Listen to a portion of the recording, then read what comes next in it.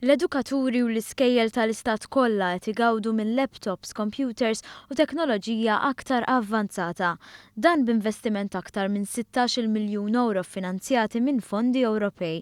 Wara 8 snin, l-edukaturi se jagħmlu użu minn laptops avvanzati. Għall-ewwel darba Learning Support Assistants u għalliema tal-kindergarten se jingħataw laptop. Fil-fatt inxtraw aktar minn 7,000 laptop li se tiffaċilita ħidmithom u tnaqqas l-iskareġġi. Kif spjega l-uffiċjal operattiv tal-proġett John Mallija. Il-laptops li ġibna mhumiex laptops li sentej oħra se jkunu outdated. Morna għal-modell li huwa upgraded, morna għal-modell li għandna moħħna mistri li jisma' wara 3 snin se jkun għadu il-modell li qed jintuża. Ġibna laptop li huwa lightweight. Barra minn hekk għandu wkoll solid state hard disk, solid state drive hard disk biex ikun hemm inqas moving parts u nqas ċans ta' ħsarat. Inxtraw ukoll aktar minn 3,000 computer fiss b'teknoloġija avvanzata imsejħa all-in-one. Dan se jwassal għal inqas ħsarat tekniċi.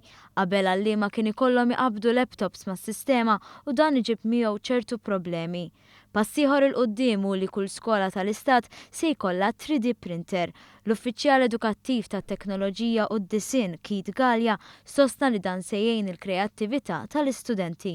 L-istudent ħajkun kapaċi li dak li jimmaġina u dak li jista' anke jpinġi u joħloq anke fuq computer u anke billi skenja minn prodotti ieħor li ħan inkludu ma' dan l-investiment, jkun kapaċi jipprintjah f'materjal li huwa ġeneralment ikun xi tip ta' plastik li jiġi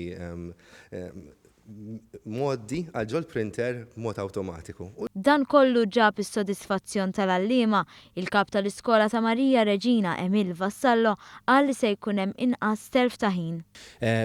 Bis-sistema ġdida lanqas se jkun hemm għalfejn l-għalliema jġorru l-laptops magħhom għax fil-klassi se jkollhom computer qiegħed hemm bil-lest. Mixaw l-lest jiġifieri kemm imorru u jew idaħħlu l-materjal tagħhom permezz ta' pendrive jew anke jkun fuq il-cloud u jiddownloadjaw